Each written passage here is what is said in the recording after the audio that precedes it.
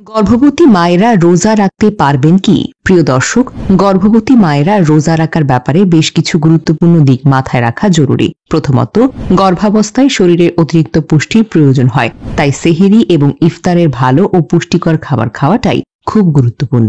যেমন দুধ, ডিম, ডাল, শাকসবজি, ফলমূল ও পর্যাপ্ত পরিমাণে পানি। এই খাবারগুলো শরীরের ভেতরকার প্রয়োজনীয় ভিটামিন, মিনারেলস এবং জলীয় পদার্থ সরবরাহ করতে পারে। এছাড়া গরমের দিনে রোজা রাখার ক্ষেত্রে শরীরের পানির পরিমাণ বজায় রাখাটা বেশ প্রয়োজন। পর্যাপ্ত পানি পান না করলে হাইড্রেশনজনিত সমস্যা দেখা দিতে পারে, যা মায়ের পাশাপাশি শিশুর জন্য বিপজ্জনক হতে পারে। এছাড়া যদি মা অনুভব করেন তার স্বাস্থ্যের অবস্থা খারাপ হচ্ছে, যেমন তিনি বেশি ক্লান্তি বা মুচ্ছনা, তবে তাকে দ্রুত তার রোজা ভঙ্গ করতে হবে। ইসলামে গর্ভবতী মায়েদের রোজা রাখার জন্য চাপ প্রয়োগ করা সঠিক নয়, তাই শরীরের অবস্থা বুঝে রোজা না রাখাটাও পুরোপুরিভাবে গ্রহণযোগ্য। যদি কোনো কারণে মা বা শিশুর জন্য রোজা রাখার ঝুঁকি তৈরি হয়, তবে তাকে বাদ দেওয়া উচিত।